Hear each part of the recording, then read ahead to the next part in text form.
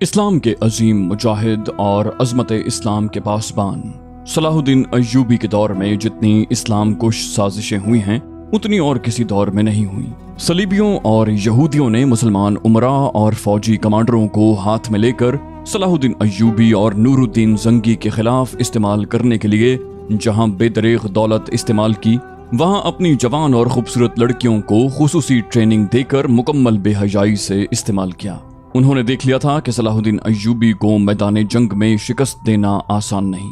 سلطان ایوبی کا طریقہ جنگ ایسا تھا کہ صلیبی جنگی طاقت کی افراط اور برتری کے باوجود شکست کھا جاتے۔ چنانچہ انہوں نے سلطنت اسلامیہ میں خصوصاً مصر میں، جس کی عمارت اور فوجی قیادت صلاح الدین ایوبی کے ہاتھ میں تھی، جاسوسی، تخریب کاری اور اس وقت کی نوجوان نسل کی کردار کشی کی مہم تیز کر دی۔ دولت اور عورت کو خوب استعمال کیا اور صلاح الدین ایوبی کی ہائی کمان اور انتظامیہ میں غدار پیدا کر لیے۔ یہ مذہب اور ایمان فروشوں کا گروہ تھا۔ صلاح الدین ایوبی کو ایک جنگ تو میدان میں لڑنی پڑی، یہ بڑے بڑے مارکوں کا سلسلہ تھا جو صلیبی جنگوں کے نام سے ہم تک پہنچا، مگر اس جنگ کی کوئی تفصیل ہم تک نہیں پہنچی جو سلطان ایوبی نے صلیبی جاسوسوں، جن میں حسین لڑکیاں تھیں اور حسن بن صباح کے پیشہ ور قاتل بھی شامل تھے، ان کے خلاف لڑی۔ ان قاتلوں کو فدائی بھی کہا جاتا تھا اور حشیشین بھی۔ انہوں نے صلاح الدین ایوبی پر 4 قاتلانہ حملے کیے۔ اللہ کا یہ مجاہد ہر بار اپنے زور بازو سے بچ گیا۔ اس زمین دوز صلیبی جنگ نے ان کہانیوں کو جنم دیا جو ہم آپ کے لیے پیش کرتے ہیں۔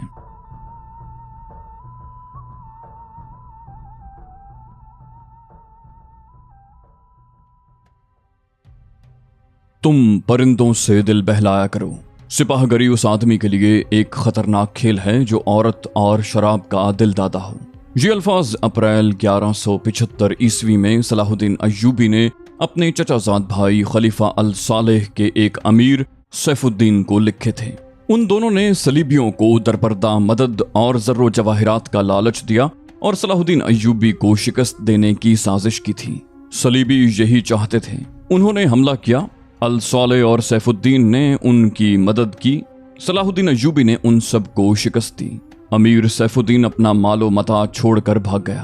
اس کی ذاتی خیمہ گاہ سے رنگ برنگے پرندے، حسین اور جوان رقاصائیں اور گانے والیاں، ساز اور سازندے اور شراب کے مٹکے برآمد ہوئے۔ صلاح الدین ایوبی نے پرندوں کو، ناچنے گانے والیوں اور ان کے سازندوں کو رہا کر دیا اور امیر سیف الدین کو اس مضمون کا خط لکھا: تم دونوں نے کفار کی پشت پناہی کر کے ان کے ہاتھوں میرا نام و نشان مٹانے کی ناپاک کوشش کی، مگر یہ نہ سوچنا کہ تمہاری یہ سازش عالم اسلام کا بھی نام و نشان مٹا سکتی ہے۔ تم اگر مجھ سے حسد کرتے تھے تو مجھے قتل کروا دیا ہوتا۔ تم مجھ پر 2 قاتلانہ حملے کروا چکے ہو، دونوں ناکام رہے۔ اب ایک اور کوشش کر دیکھو، ہو سکتا ہے کامیاب ہو جاؤ۔ اگر تم مجھے یہ یقین دلا دو کہ میرا سر میرے تن سے جدا ہو جائے تو اسلام اور زیادہ سربلند ہوگا، تو رب کعبہ کی قسم میں تمہاری تلوار سے اپنا سر کٹواؤں گا اور تمہارے قدموں میں رکھ دینے کی وصیت کروں گا۔ میں تمہیں صرف یہ بتا دینا چاہتا ہوں کہ کوئی غیر مسلم مسلمان کا دوست نہیں ہو سکتا۔ تاریخ تمہارے سامنے ہے، اپنا ماضی دیکھو۔ شاہ فرینک اور ریمانڈ جیسے اسلام دشمن صلیبی تمہارے دوست صرف اس لیے بنے تھے کہ تم انہیں مسلمانوں کے خلاف میدان میں اترنے کی شہ اور مدد دو۔ اگر وہ کامیاب ہو جاتے تو ان کا اگلا شکار تم ہوتے، اور اس کے بعد ان کا یہ خواب بھی پورا ہو جاتا کہ اسلام صفحہ ہستی سے مٹ جاتا۔ تم جنگجو قوم کے فرد ہو، فن سپاہ گری تمہارا قومی پیشہ ہے۔ ہر مسلمان اللہ کا سپاہی ہے، مگر ایمان اور کردار بنیادی شرط ہے۔ تم پرندوں سے ہی دل بہلایا کرو۔ سپاہ گری اس آدمی کے لیے ایک خطرناک کھیل ہے جو عورت اور شراب کا دل دادا ہو۔ میں تم سے درخواست کرتا ہوں کہ میرے ساتھ تعاون کرو اور میرے ساتھ جہاد میں شریک ہو جاؤ۔ اگر یہ نہ کر سکو تو میری مخالفت سے باز آ جاؤ، میں تمہیں کوئی سزا نہیں دوں گا۔ اللہ تمہارے گناہ معاف کرے۔ ایک یورپی مورخ لین پال لکھتا ہے، صلاح الدین ایوبی کے ہاتھ جو مال غنیمت لگا اس کا کوئی حساب نہیں تھا۔ جنگی قیدی بھی بے اندازہ تھے۔ صلاح الدین ایوبی نے تمام تر مال غنیمت 3 حصوں میں تقسیم کیا۔ ایک حصہ جنگی قیدیوں میں تقسیم کر کے انہیں رہا کر دیا، دوسرا حصہ اپنی سپاہ اور غریبوں میں تقسیم کیا، اور تیسرا حصہ مدرسہ نظام الملک کو دے دیا۔ اس نے اسی مدرسے سے تعلیم حاصل کی تھی، نہ خود کچھ رکھا نہ اپنے کسی جرنیل کو کچھ دیا۔ اس کا نتیجہ یہ ہوا کہ جنگی قیدی جن میں بہت سے مسلمان تھے اور باقی غیر مسلم رہا ہو کر صلاح الدین ایوبی کے کیمپ میں جمع ہو گئے اور اس کی اطاعت قبول کر کے اپنی خدمات اس کی فوج کے لیے پیش کر دیں۔ ایوبی کی کشادہ ظرفی اور عظمت دور دور تک مشہور ہو گئی۔ اس سے پہلے حسن بن صباح کے پراسرار فرقے فدائی، جنہیں یورپی مورخوں نے اسیسنز لکھا ہے، صلاح الدین ایوبی پر 2 بار قاتلانہ حملہ کر چکے تھے، لیکن خدائے ذوالجلال کو اپنے اس عظیم مرد مجاہد سے بہت کام لینا تھا۔ دونوں بار ایک معجزہ ہوا کہ اسلام کا یہ محافظ بال بال بچا۔ اس پر تیسرا قاتلانہ حملہ اس وقت ہوا جب وہ اپنے مسلمان بھائیوں اور صلیبیوں کی سازش کی چٹان کو شمشیر سے ریزہ ریزہ کر چکا تھا۔ امیر سیف الدین میدان سے بھاگ گیا تھا، مگر وہ صلاح الدین ایوبی کے خلاف حسد اور کینے سے باز نہ آیا۔ اس نے حسن بن صباح کے قاتل فرقے کی مدد حاصل کی۔ یہ فرقہ ایک مدت سے اسلام کی آستین میں سانپ کی طرح پل رہا تھا۔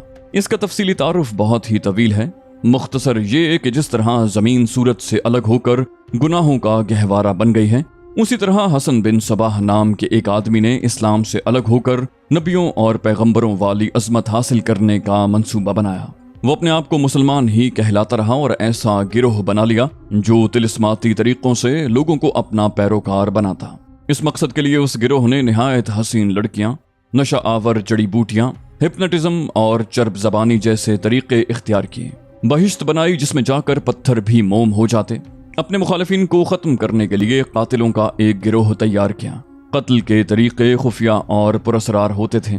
اس فرقے کے افراد اس قدر چالاک، ذہین اور نڈر تھے کہ بھیس اور زبان بدل کر بڑے بڑے جرنیلوں کے باڈی گارڈ تک بن جاتے، اور جب کوئی پراسرار طریقے سے قتل ہو جاتا تھا تو قاتلوں کا سراغ ہی نہ ملتا۔ یہ لوگ سیاسی قتل کے ماہر تھے۔ زہر بھی استعمال کرتے تھے جو حسین لڑکیوں کے ہاتھوں شراب میں دیا جاتا۔ بہت مدت تک یہ فرقہ اسی مقصد کے لیے استعمال ہوتا رہا۔ اس کے پیروکار فدائی کہلاتے تھے، جنہیں حشیشین بھی کہا جاتا تھا، اور آج کل کا انگریزی لفظ اسیسن اسی سے نکلا ہے۔ صلاح الدین ایوبی کو نہ حسین لڑکیوں سے دھوکہ دیا جا سکتا تھا نہ شراب سے۔ وہ ان دونوں سے نفرت کرتا تھا۔ اسے قتل کرنے کا یہی ایک طریقہ تھا کہ اس پر قاتلانہ حملہ کیا جائے۔ اس کے محافظوں کی موجودگی میں اس پر حملہ نہیں کیا جا سکتا تھا۔ 2 حملے ناکام ہو چکے تھے۔ اب جبکہ صلاح الدین ایوبی کو یہ توقع تھی کہ اس کا چچا زاد بھائی الصالح اور امیر سیف الدین شکست کھا کر توبہ کر چکے ہوں گے، انہوں نے انتقام کی ایک اور زیر زمین کوشش کی۔ صلاح الدین ایوبی نے اس فتح کا جشن منانے کی بجائے حملے جاری رکھے اور 3 قصبوں کو قبضے میں لے لیا۔ ان میں غازہ کا مشہور قصبہ بھی تھا۔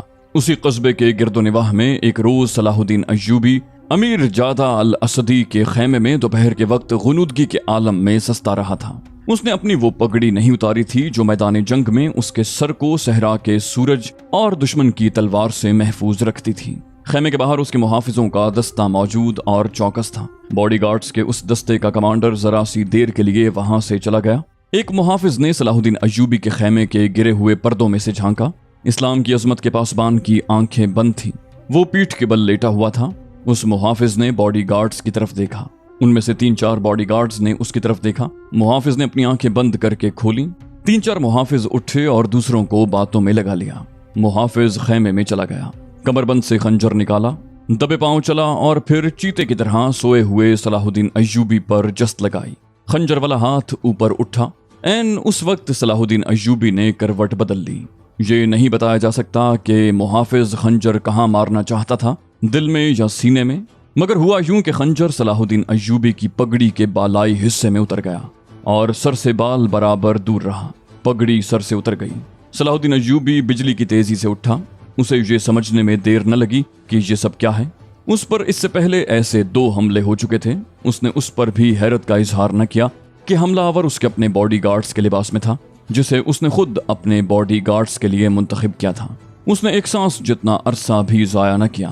حملہ آور اس کی پگڑی سے خنجر کھینچ رہا تھا۔ ایوبی سر سے ننگا تھا۔ اس نے حملہ آور کی ٹھوڑی پر پوری قوت سے گھونسا مارا۔ ہڈی ٹوٹنے کی آواز سنائی دی۔ حملہ آور کا جبڑا ٹوٹ گیا تھا۔ وہ پیچھے کو گرا اور اس کے منہ سے ہیبتناک آواز نکلی۔ اس کا خنجر صلاح الدین ایوبی کی پگڑی میں رہ گیا تھا۔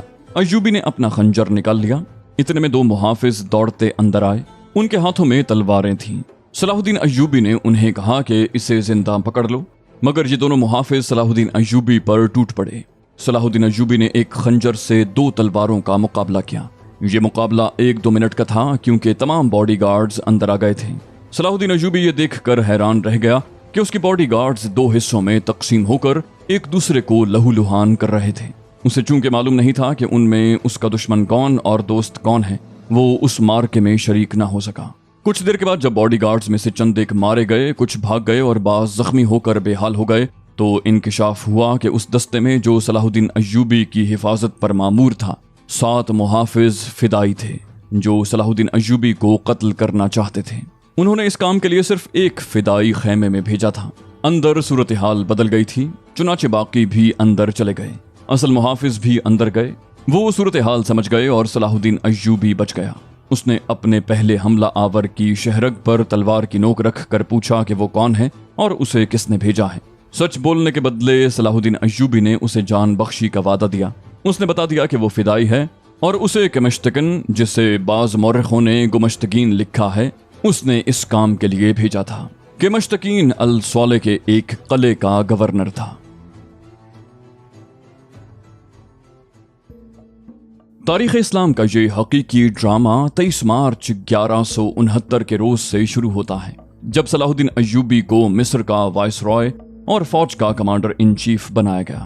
اسے اتنا بڑا رتبہ ایک تو اس لیے دیا گیا کہ وہ حکمران خاندان کا نونہال تھا، اور دوسرے اس لیے کہ اوائل عمر میں ہی وہ فن حرب و ضرب کا ماہر ہو گیا تھا۔ سپاہ گری ورثے میں پائی تھی۔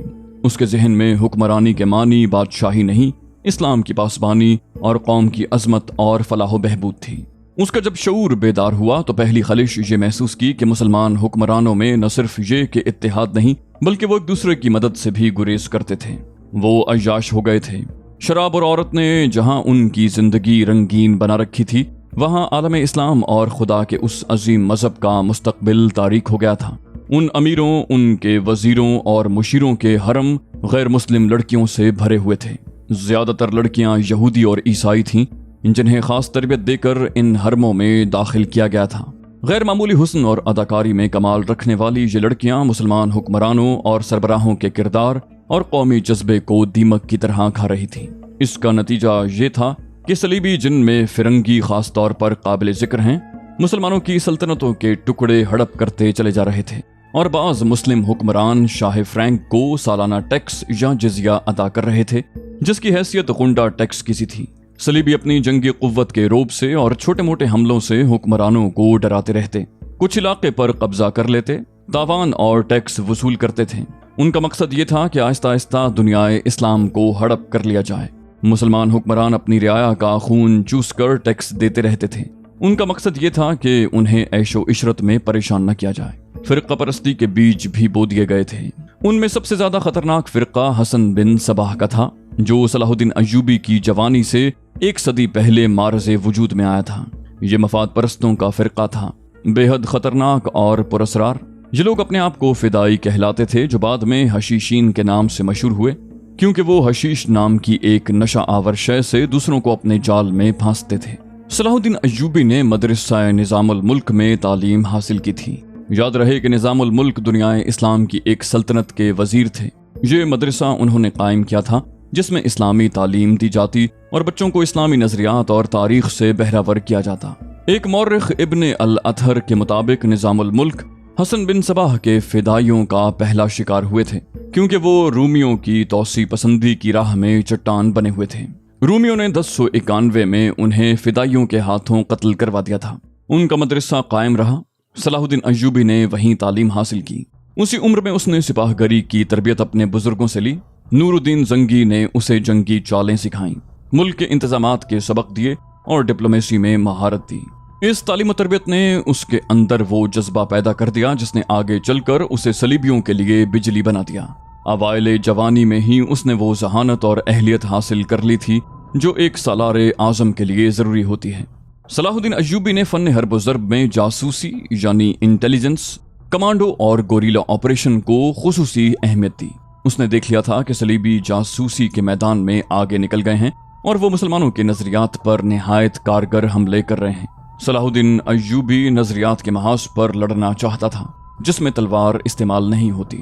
اس کہانی میں آگے چل کر آپ دیکھیں گے کہ اس کی تلوار کا وار تو گہرا ہوتا ہی تھا، اس کی محبت کا وار اس سے کہیں زیادہ مار کرتا۔ اس کے لیے تحمل اور بردباری کی ضرورت ہوتی ہے جو اس نے اوائل عمر میں ہی اپنے آپ میں پیدا کر لی تھی۔ اسے جب مصر کا وائس رائے اور کمانڈر ان چیف بنا کر مصر بھیجا گیا تو ان سینئر افسروں نے ہنگامہ برپا کر دیا جو اس عہدے کی آس لگائے بیٹھے تھے۔ ان کی نگاہ میں صلاح الدین ایوبی ابھی طفل مکتب تھا، مگر اس طفل مکتب نے جب ان کا سامنا کیا، اس کی باتیں سنی تو ان کا احتجاج سرد پڑ گیا۔ مورخ لین پال کے مطابق صلاح الدین ایوبی ڈسپلن کا بڑا ہی سخت ثابت ہوا۔ اس نے تفریح، عیاشی اور آرام کو اپنے لیے اور اپنی افواج کے لیے حرام قرار دے دیا۔ اس نے اپنی دماغی اور جسمانی قوتوں کو صرف اس مقصد پر مرکوز کر دیا کہ سلطنت اسلامیہ کو مستحکم کرنا ہے اور صلیبیوں کو اس سرزمین سے نکالنا ہے۔ فلسطین پر وہ ہر قیمت پر قبضہ کرنا چاہتا تھا۔ اس نے یہی مقاصد اپنی فوج کو دیے۔ مصر کا وائس رائے بن کر اس نے کہا، خدا نے مجھے مصر کی سرزمین دی ہے، اس کی ذات باری مجھے فلسطین بھی ضرور عطا کرے گی۔ مگر مصر پہنچ کر اس پر انکشاف ہوا کہ اس کا مقابلہ صرف صلیبیوں سے نہیں بلکہ اپنے مسلمان بھائیوں نے اس کی راہ میں بڑے بڑے حسین جال بچھا رکھے ہیں جو صلیبیوں کے عزائم اور جنگی قوت سے زیادہ خطرناک ہیں۔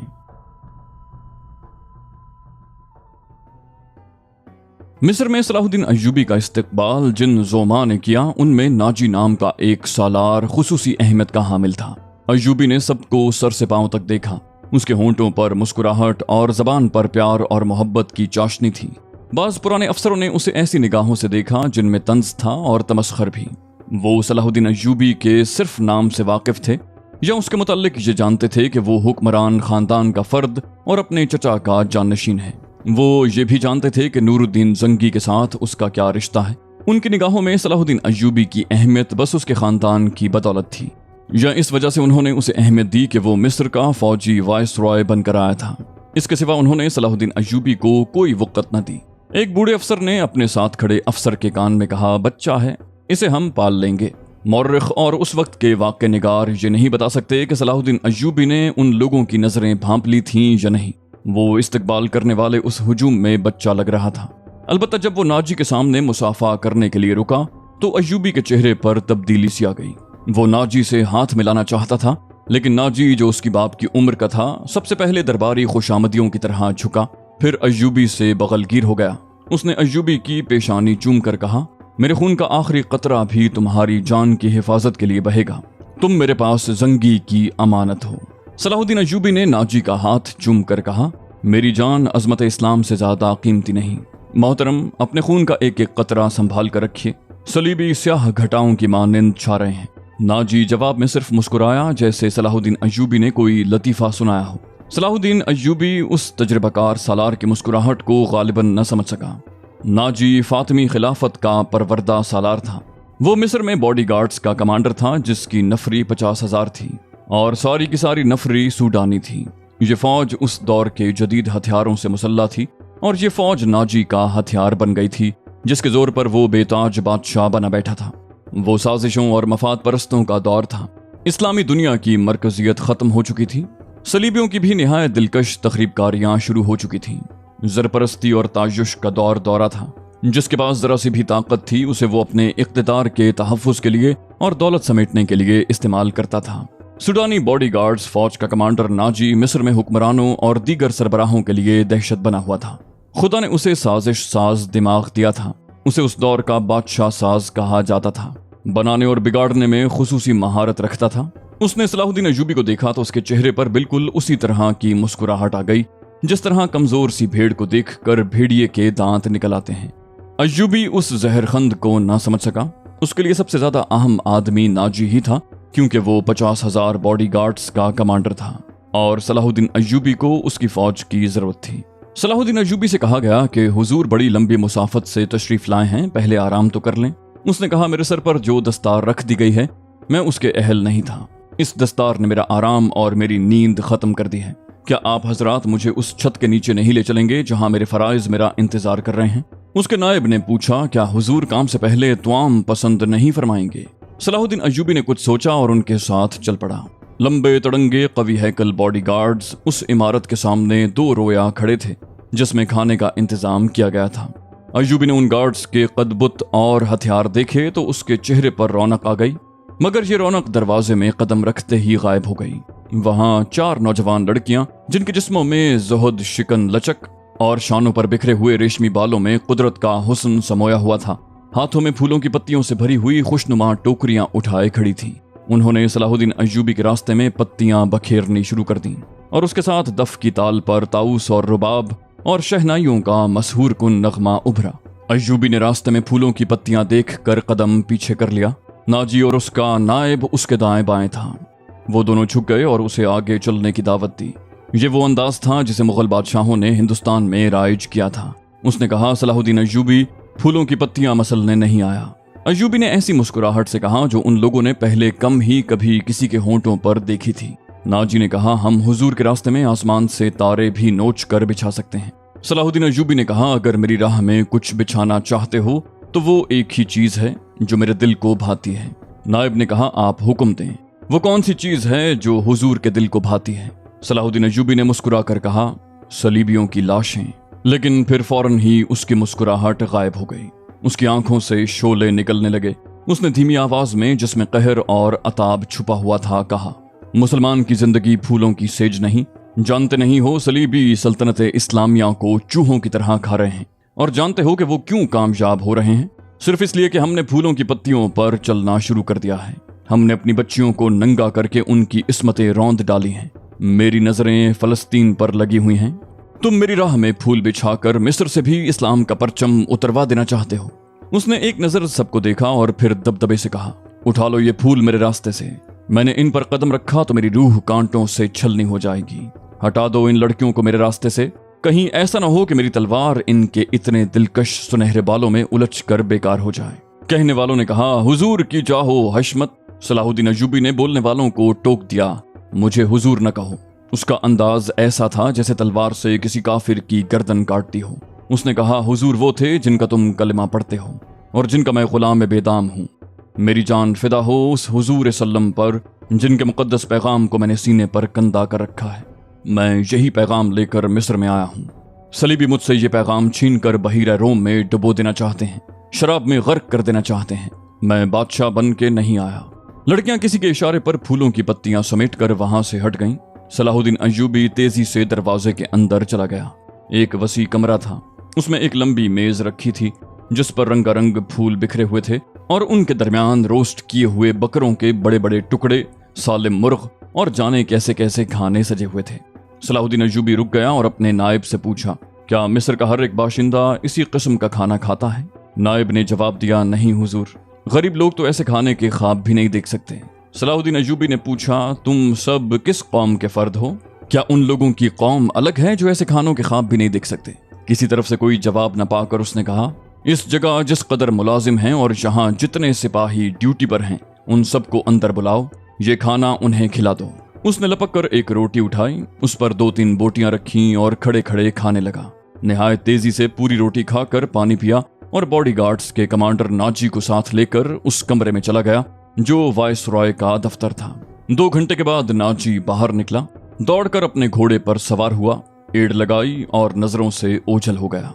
रात नाजी के खास कमरे में उसके 2 कमांडर जो उसके मोतमिद और हमराज थे उसके पास बैठे शराब पी रहे थे। तो दोस्तों, ये थी हमारी आज की एपिसोड। उम्मीद करते हैं आपको हमारी एपिसोड पसंद आई होगी। जाने से पहले इस वीडियो को लाइक, शेयर और कमेंट करना मत भूलिए। और अगर आप हमारे चैनल पर नए हैं तो इसे सब्सक्राइब कीजिए और बेल आइकन पर क्लिक कीजिए ताकि आपको तमाम वीडियोस फौरन मिलती रहें। अगली वीडियो तक के लिए अपना ख्याल रखिए। अल्लाह हाफिज़।